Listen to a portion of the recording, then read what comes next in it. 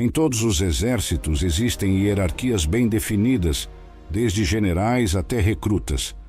Já parou para pensar que no reino celestial a organização não é diferente? Deus, em sua infinita ordem, também dispõe de categorias angélicas. A Bíblia nos apresenta frequentemente os anjos comuns, que, embora sejam rotineiramente mencionados, jamais deveriam ser considerados ordinários, dada a grandiosidade de sua criação e função. São eles que comumente aparecem nas Escrituras, desempenhando tarefas diversas e fundamentais. O termo anjos comuns pode parecer um paradoxo, pois como seres de esplendor e missões divinas podem ser rotulados como comuns, mas essa denominação se justifica ao compararmos com as ordens angélicas especiais. São esses anjos que, na maioria das vezes, são convocados para interagir com a humanidade, manifestando a glória e o poder de Deus em ações cotidianas e extraordinárias. Os querubins formam uma ordem angelical ímpar, surgindo logo no início da narrativa bíblica, na Guardião do Éden, após a queda de Adão e Eva. É em Gênesis 3, versículo 24, que se relata a expulsão do casal do paraíso e a colocação dos querubins para vigiar o caminho até a árvore da vida, evitando assim a perpetuação do estado decaído da humanidade. A presença desses seres resplendentes serve como lembrança constante das consequências do pecado e da santidade de Deus, a quem nada impuro pode se aproximar. Mais adiante, na jornada do povo de Israel, Moisés recebe instruções detalhadas para a construção do tabernáculo em Êxodo 25, incluindo o design da Arca da Aliança e do propiciatório. Curiosamente, os querubins são esculpidos em ouro acima do propiciatório, simbolizando a presença constante e sagrada de Deus, e a lembrança de que mesmo os sacerdotes, ao entrarem no Santo dos Santos, faziam-no com tremenda reverência e consciência de sua natureza pecaminosa. Os querubins, portanto, não são apenas guardiões, eles representam algo muito maior. No tabernáculo e na arca, eles estão apostos, relembrando-nos da gravidade do pecado e da necessidade de redenção. Ezequiel 10 detalha uma visão desses seres celestiais, com rodas que brilham como pedras preciosas, evidenciando ainda mais sua importância e a profundidade do simbolismo que carregam. O de seres que estão em constante serviço a Deus, declarando sua glória e justiça. Na grandiosa visão profética de Ezequiel, somos apresentados a uma descrição quase indescritível dos querubins. Ezequiel 10 revela esses seres com rodas que se movem em todas as direções, sem precisar virar, simbolizando a onisciência de Deus, capaz de ver e se mover por todos os ângulos do universo. A multiplicidade de olhos em seus corpos e asas sugere vigilância e consciência divina que penetra todas as coisas. Estas criaturas, repletas de olhos e envoltas em rodas dentro de rodas, representam uma onipresença quase inimaginável. São seres que, apesar da sua aparência temível, estão intimamente ligados à presença e à glória de Deus. A impressão que se tem ao ler Ezequiel é de um Deus grandioso e insondável, que mesmo nos momentos de juízo iminente, mantém-se cercado por anjos poderosos e majestosos. Ezequiel 10 também é um prenúncio da destruição de Jerusalém. A movimentação dos querubins simboliza momentos de transição divina, como o gradual afastamento da glória de Deus da cidade rebelde. Este capítulo, com seu tom solene e dramático, evoca a santidade de Deus e o significado profundo do juízo e da misericórdia divina. Enquanto os querubins guardam a santidade de Deus, os serafins, cujo nome significa os ardentes, declaram a pureza divina. Em Isaías 6, é descrita a visão dos serafins que proclamam a santidade de Deus e purificam o profeta Isaías, preparando-o para sua missão profética. Este ato de purificação reflete uma das mensagens centrais da Bíblia.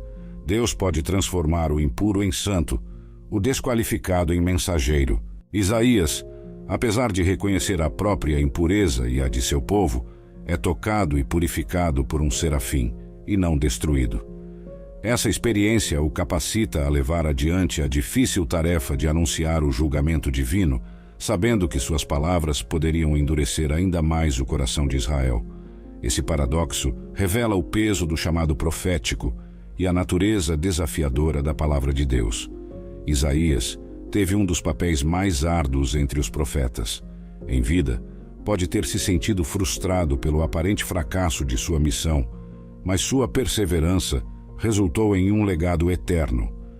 As escrituras que hoje inspiram milhões demonstram que mesmo quando não vemos os resultados imediatos, o propósito de Deus prevalece através dos tempos. O ano da morte do rei Uzias marca uma visão profética significativa, na qual Isaías observa o Senhor alto e exaltado. O esplendor do Senhor é tal que o templo transborda com a majestade de sua presença, como descrito em Isaías 6. Aqui, os serafins com 6 asas proclamam a santidade do Senhor, uma cena que inspira temor e adoração e que ressoa com um poder tal que abala os próprios fundamentos do templo. Tanto os serafins quanto os querubins, embora pertencentes a diferentes ordens, são unânimes em sua adoração incessante. Eles exemplificam a pureza e a dedicação total à glorificação de Deus. Esta passagem ressalta a continuidade da adoração como uma essência da vida celestial, colocando em perspectiva nossa própria devoção. Isaías, mesmo sendo profeta e homem irrepreensível, reconhece sua pecaminosidade diante da pureza divina. A humildade e o respeito dos serafins, cobrindo-se diante do trono de Deus, nos ensinam sobre a reverência devida à santidade inigualável do Criador. João, em Apocalipse 4, é agraciado com uma visão similar à de Isaías, onde seres vivos reverenciam a Deus incessantemente. Estas visões, compartilhadas por profetas de diferentes épocas, nos mostram que a natureza de Deus é consistente em todo o cânone bíblico. Os serafins são descritos como entidades dedicadas ao louvor contínuo de Deus, servindo acima do trono divino. Sua posição e ministérios celestes enfatizam a importância da adoração e do reconhecimento da soberania de Deus sobre todas as coisas. A representação dos santos e vigilantes no livro de Daniel traz um contraste cultural e temporal, mostrando que o reconhecimento da soberania divina e a presença angelical não se limitam a Israel, mas se estendem a toda a humanidade e ao longo da história, até em terras estrangeiras como a Babilônia. Em meio ao exílio, Daniel e seus companheiros demonstram uma fé inabalável, refletindo a influência dos santos e vigilantes que operam além do entendimento humano. Sua existência na Babilônia, um império de poder e opressão, serve para lembrar que, mesmo nas mais adversas circunstâncias, a presença de Deus e seus mensageiros celestiais permanece com seu povo. Ao revelar esses diferentes aspectos dos anjos e suas interações com a humanidade, a Bíblia nos convida a mergulhar mais fundo no mistério da adoração celestial e do plano divino. Encorajamos você a continuar nesta jornada de descoberta e crescimento espiritual, enquanto abrimos mais ainda o livro sagrado para aprender, refletir e se maravilhar com a magnificência da criação de Deus e a obra de sua providência. Acompanhe-nos no próximo episódio, onde exploraremos ainda mais o papel dos anjos e seu serviço ao reino de Deus. O império de Nabucodonosor se expandia enquanto ele conquistava a Síria e mirava no Egito. Judá, em sua trajetória, se tornou um obstáculo estratégico a ser removido.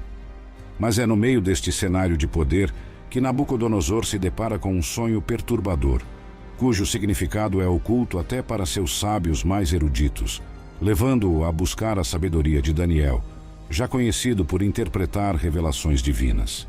Antes desse novo sonho, Daniel havia interpretado outro, sobre uma estátua imponente, simbolizando reinos e a soberania de Deus sobre as eras. Essa passagem, descrita em Daniel 2, versículo 36, apresenta uma lição de que nenhum reino terreno é eterno e que a autoridade suprema pertence a Deus. Em uma visão subsequente, Nabucodonosor vê uma árvore frondosa que fornecia alimento para todas as criaturas e oferecia abrigo. A árvore é um simbolismo de seu próprio reinado, abrangente e nutridor. Mas a visão toma um rumo sombrio quando um vigilante, um santo, ordena que a árvore seja cortada, ilustrando uma mensagem de humildade divina. Os detalhes do sonho, como relatados em Daniel 4, são ricos em simbolismo e advertem que Deus é o governante final sobre os reinos humanos e pode abater os orgulhosos, substituindo-os por aqueles que ele escolhe. A descrição do vigilante que desce do céu para decretar a queda da árvore representa o julgamento e a misericórdia divina, mostrando que Deus pode restaurar o que foi humilhado. A perplexidade de Daniel ante a revelação indica o peso da mensagem divina que ele deve entregar ao rei. A árvore, que simboliza Nabucodonosor e seu vasto império, serve para ensinar sobre a transitoriedade do poder e a verdadeira grandeza que só se alcança através do reconhecimento da soberania de Deus. O rei Nabucodonosor, maravilhado com a grandeza de seu domínio, que se estendia aos confins da terra, deparou-se com uma proclamação divina em sonho. Um vigilante, santo, desceu dos céus e ordenou que a árvore, símbolo de seu poder, fosse cortada, mas preservada pela raiz.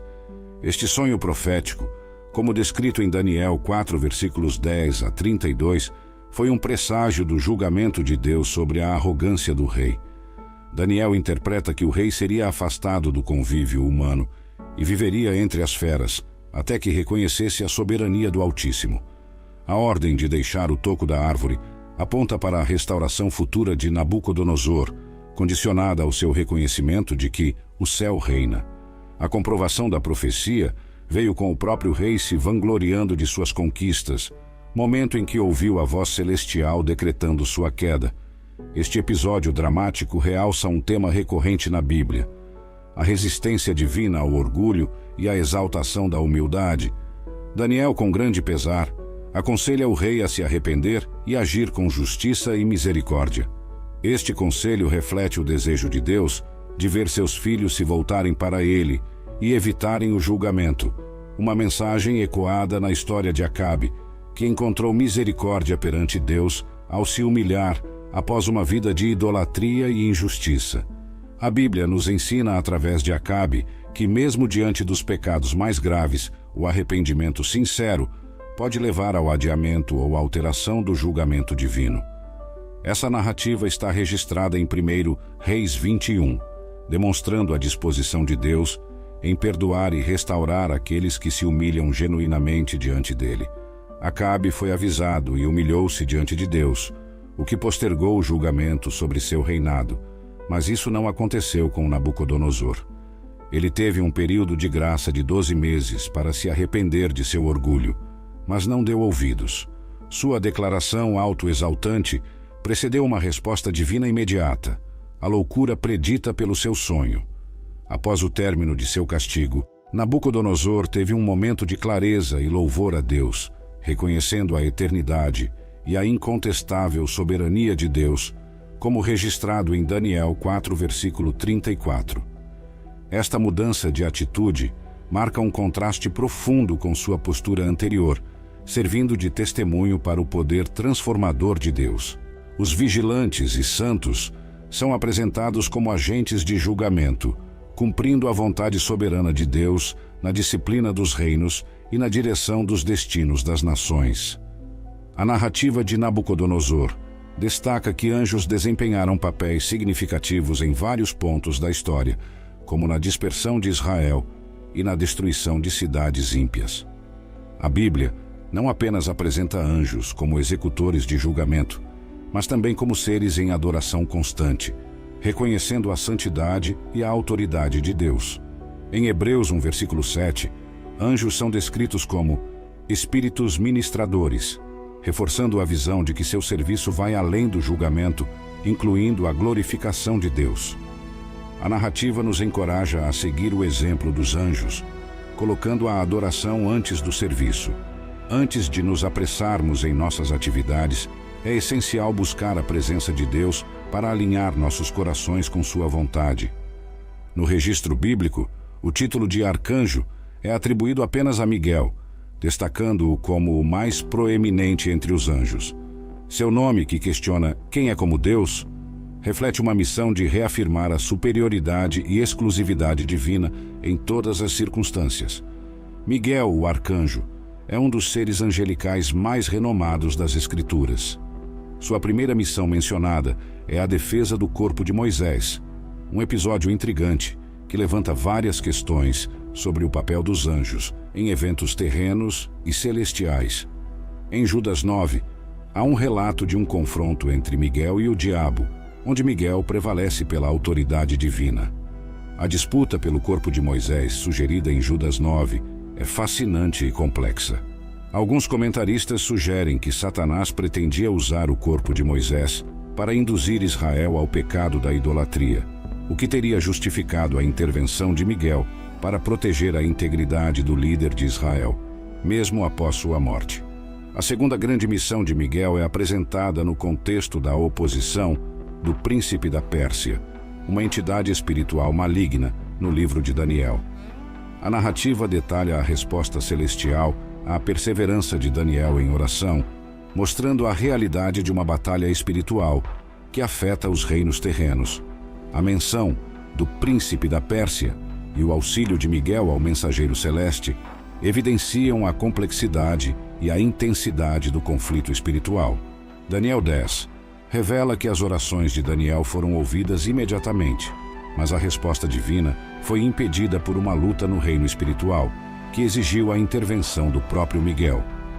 Miguel é referido como príncipe de Daniel e tem responsabilidades especiais em relação a Israel. Ele é o príncipe desta nação, segundo Daniel 10, versículo 21 e 12, versículo 1, sugerindo um papel defensivo e protetor sobre o povo escolhido por Deus. A história mostra que, apesar do poder, Miguel submete-se à autoridade divina, um exemplo de sua fidelidade e obediência. A submissão de Miguel, mesmo com sua força, ressalta a ordem e a hierarquia entre os anjos e seu respeito pelo poder do Senhor, conforme ilustrado em Judas, versículo 9. Sua atitude reflete uma verdadeira adoração ao Senhor, mesmo em meio ao combate espiritual. Os anjos não só protegem e entregam mensagens, mas também lutam contra forças espirituais do mal. Daniel é fortalecido por um anjo para receber revelações sobre o futuro, mesmo sabendo que outros conflitos, como a luta contra o príncipe da Grécia, estão por vir. Revelação descreve uma guerra no céu, onde Miguel e seus anjos combatem o dragão, uma representação de Satanás. Após a batalha, o dragão é derrotado e expulso do céu, um evento que, embora seja uma vitória celestial, anuncia tempos turbulentos para a terra. Apocalipse 12, versículos 7 a 9. A derrota de Satanás e sua fúria subsequente contra os seguidores de Cristo são detalhadas em Apocalipse 12, versículo 17.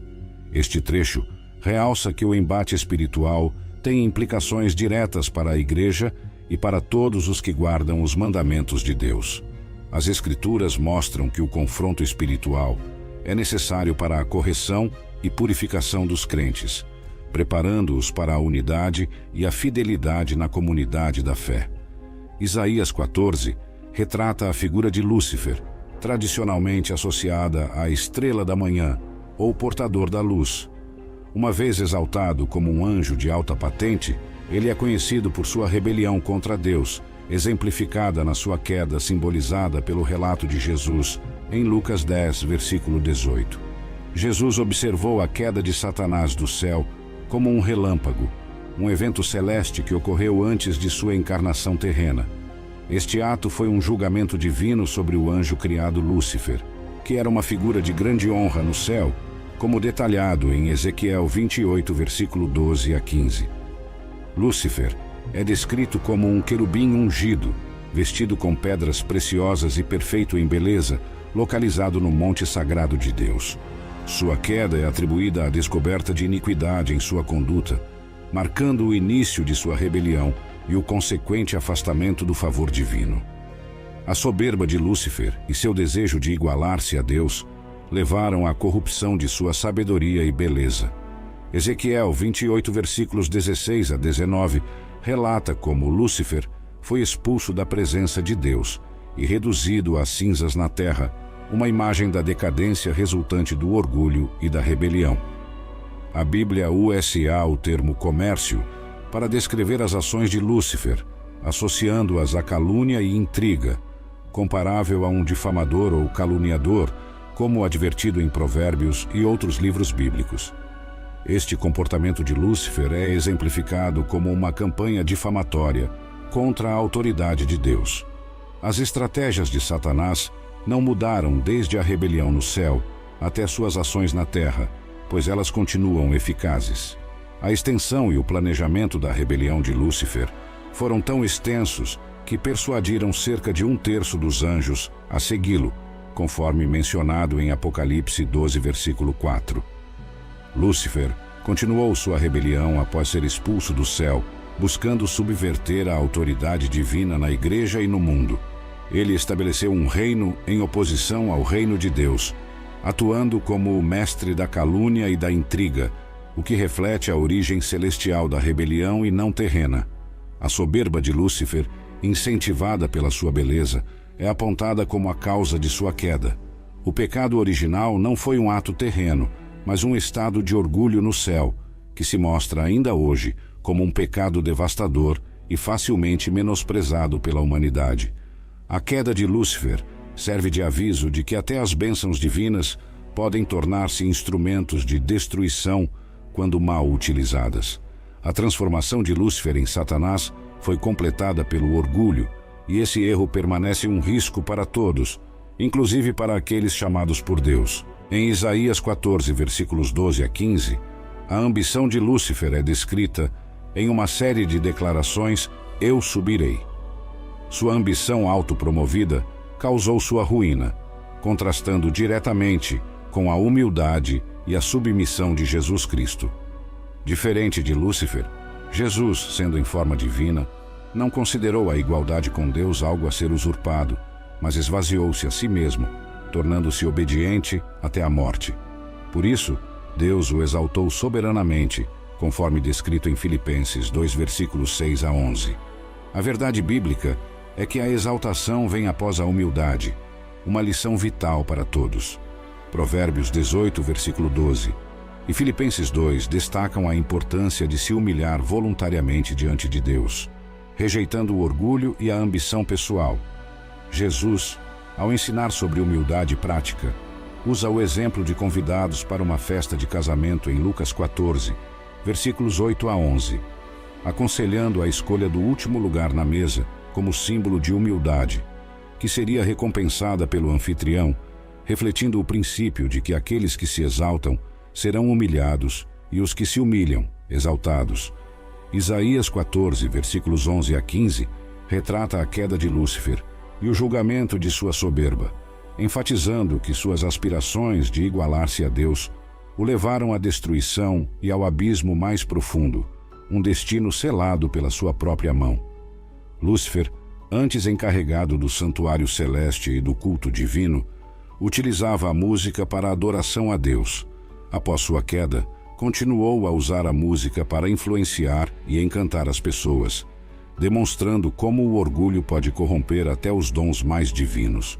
O relato da criação de Adão em Gênesis destaca a humildade de sua origem e o potencial para exaltação por Deus, diferentemente da queda de Lúcifer, que começou do mais alto e caiu por causa do orgulho. Satanás, após sua queda, dirige sua hostilidade contra a humanidade, atacando a imagem de Deus em nós. Em sua tentativa de corromper e destruir essa imagem, ele tenta desviar a adoração de Deus para si mesmo, como ilustrado em Judas 1. A queda de Lúcifer serve como uma poderosa lição sobre as consequências do orgulho e a importância da adoração. A adoração genuína é apresentada como um antídoto contra o orgulho, e o fracasso em adorar é um caminho seguro para a queda. À medida que recebemos bênçãos e elevamos nossa posição, somos chamados a oferecer toda a glória e honra a Deus. A verdadeira adoração nos mantém humildes, pois reconhecemos que sem Deus não somos nada. Como diz a Escritura, todo ser que respira louve ao Senhor, Salmos 150, versículo 6, refletindo o propósito pelo qual fomos criados, glorificar a Deus. Fomos justificados para glorificar a Deus, libertados para amá-lo, redimidos para nos alegrar, libertados para dançar e cantar. A adoração é um ato de humildade e reconhecimento do poder e da misericórdia de Deus. A adoração é essencial para a vida espiritual, assim como a água é para o peixe e o oxigênio é para o corpo humano. A falta de louvor e adoração pode levar a uma desconexão da presença de Deus, com consequências espirituais graves. Gabriel, frequentemente descrito como o mensageiro de Deus, é reconhecido por trazer mensagens divinas de esperança e anúncio, não sendo chamado de arcanjo na Bíblia, mas sua obra é mencionada com mais frequência do que a de outros anjos, enfatizando seu papel crucial na comunicação do plano divino. Gabriel desempenha um papel vital na revelação da vontade e do plano de Deus, como visto em suas visitas a Daniel e na anunciação a Maria. Ele é o portador das boas novas de Deus e um exemplo da misericórdia e das promessas de Deus à humanidade. A preparação para o Messias e o papel de Gabriel. Gabriel aparece pela primeira vez no Novo Testamento em Lucas 1, onde é encarregado de anunciar o nascimento do profeta que prepararia o caminho para o Messias. A soberania divina quis que o nascimento deste profeta, João Batista, fosse em si um milagre. Zacarias estava servindo no templo quando Gabriel lhe apareceu, anunciando que sua esposa Isabel teria um filho, João, que seria motivo de grande alegria e desempenharia um papel crucial na preparação do povo para o Senhor, cumprindo o espírito e poder de Elias. Diante da dúvida de Zacarias, Gabriel, que se apresenta como aquele que está diante da presença de Deus, deu-lhe um sinal. Ele permaneceria mudo até que as palavras do anjo se cumprissem, uma lição sobre a importância da fé e da resposta ao chamado divino. Isabel, estéril e avançada em idade, concebeu João, uma bênção que removeu seu estigma social e mostrou o favor de Deus, ecoando a história de Abraão e Sara, que também foram abençoados com um filho em sua velhice. João Batista, anunciado por Gabriel, cresceu para cumprir sua missão como precursor do Messias, preparando o povo para a chegada de Cristo por meio do arrependimento e da renovação espiritual. João Batista, reconhecendo que sua missão estava cumprida com a chegada de Cristo, expressou alegria plena ao ouvir a voz do noivo, Cristo, e humildemente afirmou que ele deveria crescer e João diminuir, refletindo a essência da verdadeira humildade e submissão a Deus. Gabriel foi enviado a Maria para entregar uma mensagem divina de grande importância. Ela conceberia milagrosamente e daria à luz Jesus, que seria grande e chamado o Filho do Altíssimo, como descrito em Lucas, versículos 31 e 32. A vida de Cristo foi cercada por intervenções angélicas, destacando a singularidade de seu nascimento. Maria precisava estar preparada para um evento que a submeteria a escrutínio e desdém, uma vez que a concepção virginal desafiaria todas as normas e expectativas sociais e religiosas de sua época. A comunicação angélica assegurava que o que aconteceria com ela estava além do natural e era santificado por Deus.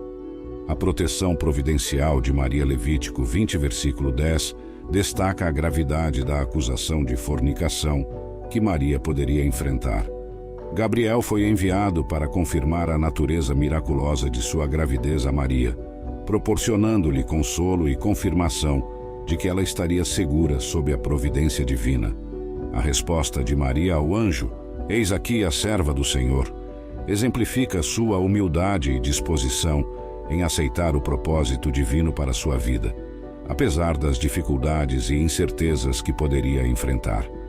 José, ao saber da gravidez de Maria, planejou deixá-la secretamente para protegê-la, mas um anjo o tranquilizou quanto à origem divina da gravidez, incentivando-o a permanecer ao lado de Maria em um ato de obediência grata a Deus. Gabriel, ao anunciar a Maria sobre o nascimento de Jesus, mostra o papel dos anjos como mensageiros essenciais entre Deus e a humanidade, revelando planos divinos e entregando mensagens que têm mudado o curso da história humana.